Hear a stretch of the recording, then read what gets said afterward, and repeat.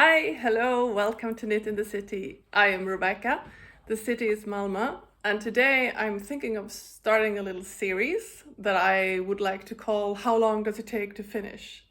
Because we all have those projects. Well, not all. There are some of you out there that are very, very good at finishing your things. But if you've been watching me, you know that I'm not one of you. But I mean, it could be a mitten without a thumb, a sock that's just missing a toe, a sweater with one sleeve. And these things just lie around and you never seem to, even if it's not a lot of work, for some reason they've just been lying around. And I have decided to take those things and finish them. And while I'm finishing them, I will also time myself. So I will be able to tell you how long did it take me to finish this garment or accessory or sock or whatever it could be. And of course, we all knit at different speeds. But I mean, there are people watching this that knit a lot faster than I do, and also people that knit a lot slower. But it's kind of a reference number, because if something takes me 20 minutes, you're probably not going to be able to do it in 1 minute. It's probably also not going to take you 3 hours. So it's just, I mean, this is just a little bit of fun, and it also helps me to finish those things that really have been languishing for way too long. And today I have 3 items that I want to talk about that I actually sat down and finished. And I wanted to tell you as well that it is really hot today. It's 25 degrees, and that is at the top of what I can tolerate. And it's also really humid, which makes it feel a lot worse. So I keep the door open. So if you hear lawnmowers, seagulls, whatever, I really hope that it's not too distracting for you. But with that said, I'm gonna just jump straight in with the first pattern. And this is something that if you have been following me, you've heard about these many times. And hopefully this will be the last time, because now I finished them. And this is the Confetti Cake Socks by Isabel Stokes. And look, I mean, they are a bit dirty because I have been wearing them and I haven't washed them yet. Yes. And now I have 2. Yeah, lots of hairs. I seem to be shedding a lot of hairs during spring and summer. But yeah, so these are shorty socks. It's a cuff down pattern, thank you. It's also a free pattern. They were worked in a stranded colorwork motif, a very simple one. And this sock only comes in 1 size. And fortunately, you cast on 72 stitches, which is the number of stitches that I normally cast on for a sock. So I didn't have to calculate anything, which probably would have been super easy anyway. But yeah.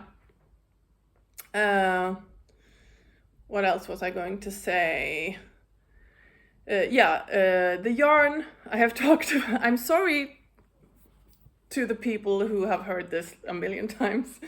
But the main yarn, this mint green here, that is stranded Dyeworks merino nylon. And the dark green here is a mini that came with this sock. And they're actually leftovers from another pair of socks that I knit from this sock set. So, I mean, I got a lot of use out of this yarn. I had to add a different color to the toe because I didn't have enough. This is a Sandnes yarn. It's a sock yarn that has alpaca in it. I don't know what it's called. They don't have it anymore, so I can't really find out. This reddish purple one is West Yorkshire Spinners Signature 4-ply. That's a mouthful. That I also knit another pair of socks in. Unfortunately, I had to frog those socks because they came out way too tight. This one is Lorna's Laces Shepherd sock. which was leftovers from my first star socks. If I have a picture, I can put it in. I loved that sock pattern. It was horrible to work up, but it looked so pretty. Unfortunately, this is not a very sturdy sock yarn, so it is merino based. So I got so many holes in them, so I don't know what to do.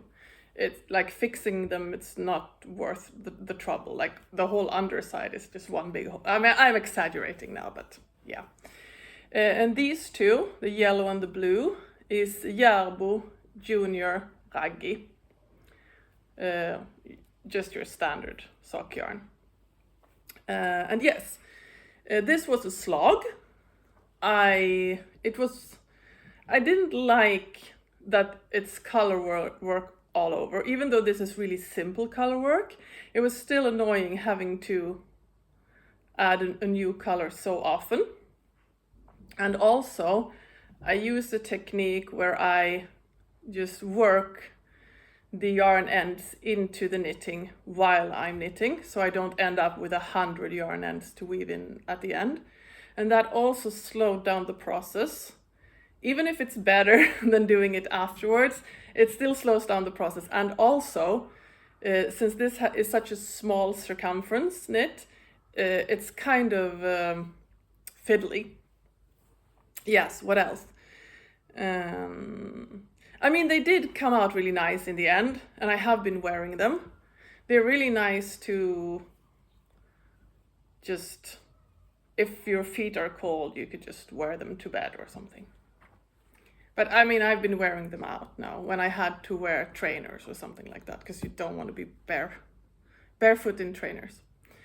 Okay, and yeah, the important thing, the reason I made this video, how long did it, I forgot to tell you, or did I tell you? I don't know. I mean, I'm all over the place right now, but I will put a picture of each of these projects on the screen to show you what it looked like before I started this challenge, so that you can see how much work I had left on them. But yeah, so this took me 1 hour and 24 minutes, and that is actually very little. It's like a television show and a half, or whatever, 1.5 episode of whatever show you like to watch. Okay, done. The next one is Compass. Compass. And this is a colorwork yoke sweater from Tin Can Knits, their book Strange Brew. And I will slowly pass it through the camera so that you can see, or maybe I should just back up a little bit. Yes. Okay, so here is the whole thing. This is this is also stranded colorwork on the yoke. It's a round yoke design, and it's knit from the top down. Well, I'm gonna come up. I had half a sleeve left. Yeah, you will see it in the picture. To finish, when I started this, what was I saying? Yeah, it's also knit in the round. It comes in a gazillion sizes, from newborn to big man. It's actually a whopping 25 sizes, so this is really great. The whole book has this huge size range for all of this is mostly a sweater, colorwork sweater book. It also has some hats and cowls, and it also teaches you how to make your own colorwork design, and has all kinds of tables and things. It's a very, very nice book. Yes, I knit the women's extra small for my youngest daughter, who is 12 next week, and it fits perfectly. The yarn is Woolevo Baby Merino, so this is a superwash merino yarn, which is good because she's going to be wearing this while riding, and it's going to smell, so it's nice that you can put it in the washing machine. The knitting was really fun, especially the colorwork yoke, and I think that, I mean, the pattern is really pretty. It doesn't show very well with the colors that I chose. I actually bought these colors or this yarn for something else that I didn't end up making. So yeah, it wasn't supposed to go together like this. It was supposed to be like baby garments. So like a hat in one color and pants in a different color, and yeah, you get the gist of it. Yeah, but then when you knit the body, and especially the sleeves, because I'm not a fan of knitting sleeves, that was a bit tedious. So that's why I didn't finish it when I was supposed to. And yeah, how long did this take? This took me 3 hours and 8 minutes, and that's also not a lot of time. I mean, when you think about it, that this garment has been like, I mean, I actually don't know when I started it, but I assume it was last autumn. So, and I mean, I wasn't that far along then, but yeah. The last thing I'm going to talk about is the Sara top from Sara Nordlund. And here she is. I'm not going to show you a picture of this because the only thing that I did was sew on the buttons. I really like these wooden buttons. So I'm not going to be talking about the pattern. I have talked about this in previous episodes, and I'm not sure. No, I think this was last month's finished object, so I talked about it in that episode. But I'm going to be talking about the process of sewing on the buttons. And I mean, this was a record thing. This was super quick. I mean, I can't believe I let it hang around. I didn't let it hang around for that long, but it was a couple of weeks, which was totally unnecessary. But I mean, I don't like to sew. I mean, it's fine when a sewing machine is involved, but hand sewing is, I mean, I'm not good at it. My seams look really sloppy. That's why I always knit in the round. This is of course different because you're just sewing the buttons on. It's not gonna look, I mean, the only thing is that I've probably spaced the buttons less than perfectly, because this is a longer distance than this or this. But I mean, while I was knitting it, I was putting, when I made a buttonhole, I put a marker on the other side on that same row so that I would know where to put the button. The only thing is that knitted fabric stretches. So even if you do that, things can happen when you are actually sewing the buttons on. And I'm not the most pedantic person, so yeah, this is what happened. It doesn't show that much when I'm wearing it, so it's fine.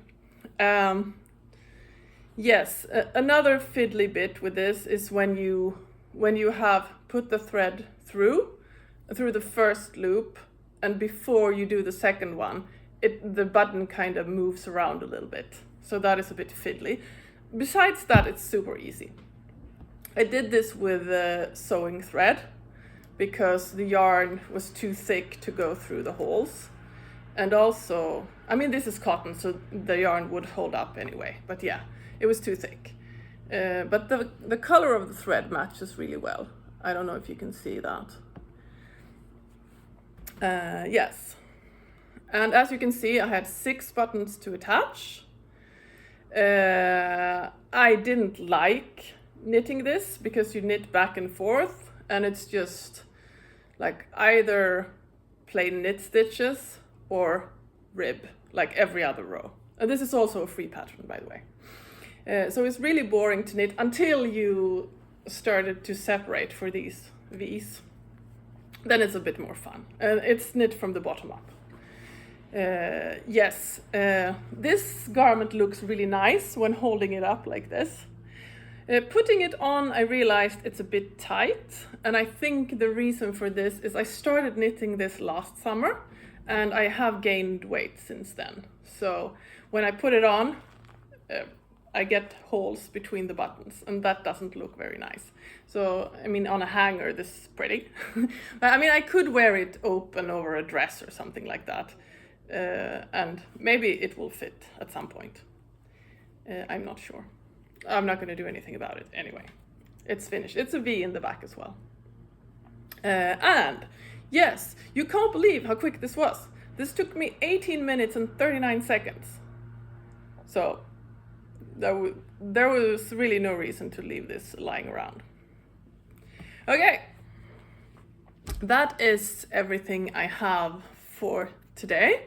I'm thinking to make more of these. The next thing on my list to fix is my retro button dress, because it was a bit snug under the arm. Like the armholes were a bit small, but it was still okay. I wore it several times, but then I put it in the washing machine, which is great that you can do. But when it came out, it tightened up. I mean, cotton does that. It shrinks in the wash. So then the armholes were riding into my flesh. So what I had to do was unravel. First I had to unravel the edgings, all of the edgings around the neck, around the armholes, and then open the seam on the straps and just add some length. So, and I have added the length, and I put the straps back together. It feels good when I put it on. I have some leeway for the washing again. And also, so that is what I've already done, but I haven't finished it because I haven't picked up stitches and made the edgings yet. So I have timed what I have done up until now, but it will be featured in the next episode. So hang on, and I will see you in the next one. Thank you so much for watching. Have a lovely day. Bye bye.